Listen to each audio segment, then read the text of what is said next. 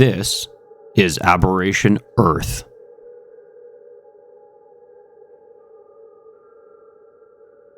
Our adventure continues.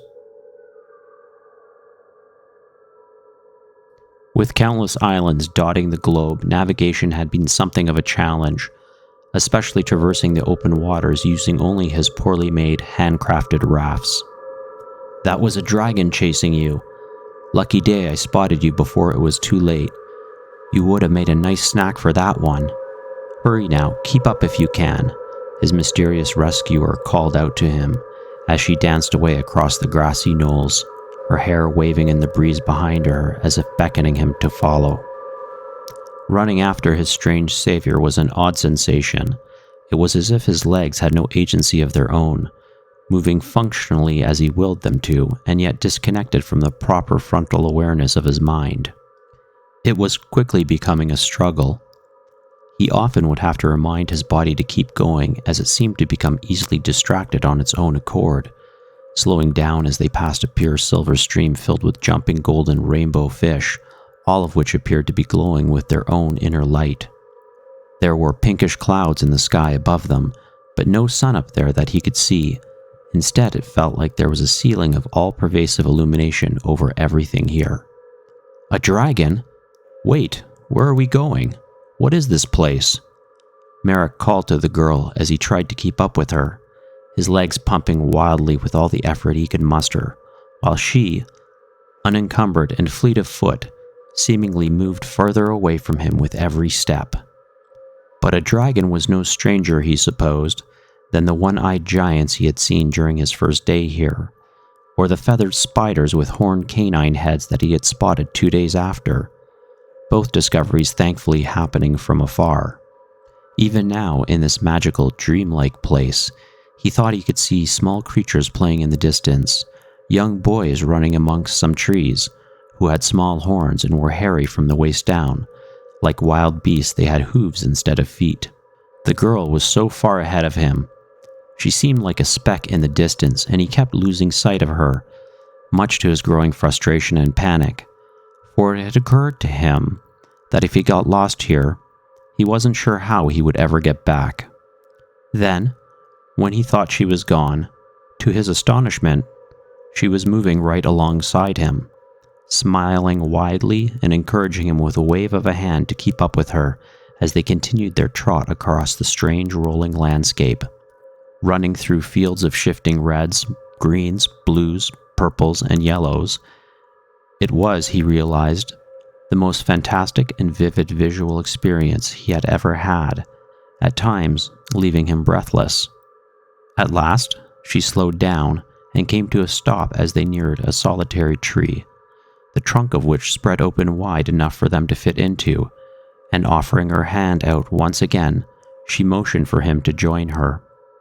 Having placed his trust in this unusual creature up to this point, he saw no reason to hesitate. His life had landed him on the strangest of planets, and he was currently alone. His options were limited, to say the least, and finding someone, anyone, able and willing to help him wasn't something he could afford to dismiss. While Merrick had committed himself to discovering the identity of this world, he had also resolved to survive it at all costs, which meant he would have to accept whatever was thrown at him, up to and including fairy tale creatures and their impossible dreamlands. The girl led him into the opening in the tree, and after an instant of inky confusion, the explorer found himself staring at a shoreline, his feet firmly back on the familiar ground he was acquainted with, and he knew then that they had returned, though they appeared to be far from where they had been. While confused by the sudden change, he was no longer disoriented and felt clear-headed. His optical microchip came online, casting a thought projection into his head. He hadn't even realized it had gone offline during his journey through that other place they had just visited.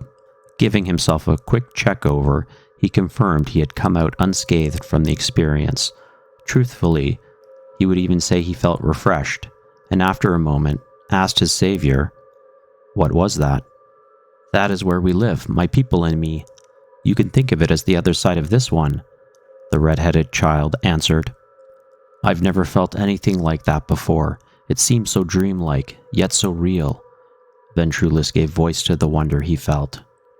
Yes, your people never can walk in our land for long without becoming confused, but I didn't think I had much choice with those two on your tail. Her lilting voice was nearly mesmerizing in its cadence. I'm grateful. Thank you for your help. My name is Merrick, and I come from somewhere very far away.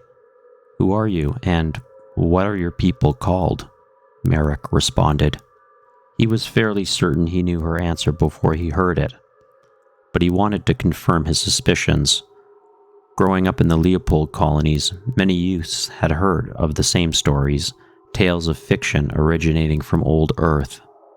Well-known subjects of make-believe spawned from countless human imaginations over a period of thousands of years of history, were not real and should not be real, and yet the irrefutable proof was piling up before him, challenging every preconceived notion he had known. He had seen gigantic things looming beneath the watery waves in his emergency descent, some much larger than the islands that were scattered across this world, in possibly humongous moving shapes hinting at dangers and horrors beyond understanding. I'm Grace, my people. We are the Fae, she said with a smile, her eyes shining against a backdrop of sea-meeting sky. The explorer from another solar system, who had been trained to deal with the most alarming and potentially dangerous of circumstances, found himself at a loss for words. Even though he had been expecting the answer, hearing it spoken aloud was another thing. Bringing together the realm of absurdity with the realm of reality, that was a most difficult truth to accept. With a deep breath, he took in their surroundings. They stood upon a long sand-trimmed shoreline, stretching several kilometers in either direction. Low shrubbery dotted the area closer to the lapping waters, while inland behind them, a healthy and full forest canopy covered the medium-sized island under a leafy umbrella. The call of brightly feathered ocean-going birds circling high overhead came to his ears through his form-fitting helmet, the front of which had a horizontal visor where the features of his eyes, nose, and mouth could be made out. It was a reflexive white that could alter its composition depending on external environmental conditions, much like the damaged suit he still wore bits and pieces of, a chameleon function that afforded him a measure of concealment, even if there was no cover to be found. Technology aside, he was faced with things beyond his understanding, challenging his very sanity, and yet he was constantly finding new ways to cope. Starting by keeping focused on the mission, to re-establish a connection with their ancestral homeworld, Earth. While this orb by no means resembled the planet their records described, all of the information they had before their spacecraft had been attacked indicated that they were at the correct stellar coordinates. Swept up in the memories, he recalled the proximity klaxons blaring minutes before the first missiles had reached them, barely affording him enough time to make it to an escape pod. He never spotted the source of that attack, and had been left to wonder who or what could have launched such an assault, one powerful enough to destroy their starship. It remained a mystery he was aching to solve. The stabilization apparatus on his pod had partially failed during the descent, causing a hard landing into a mountainside several hundred kilometers south of where he was now, and that crash took the first life that he knew of, their chief engineer, Antoinette Heiderbrack, the captain's wife. She had died in the landing. The impact had killed her instantly. He was grateful she hadn't suffered. At least he could offer the captain that little bit of consolation, if there was any to be found.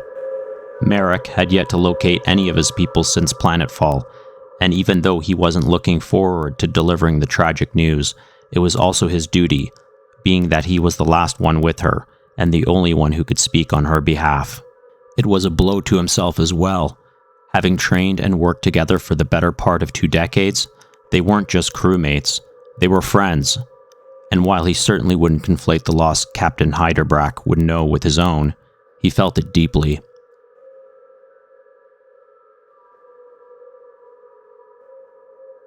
And there ends this episode. Until next time, thanks for listening. Please engage the like button and subscribe to the channel for more content.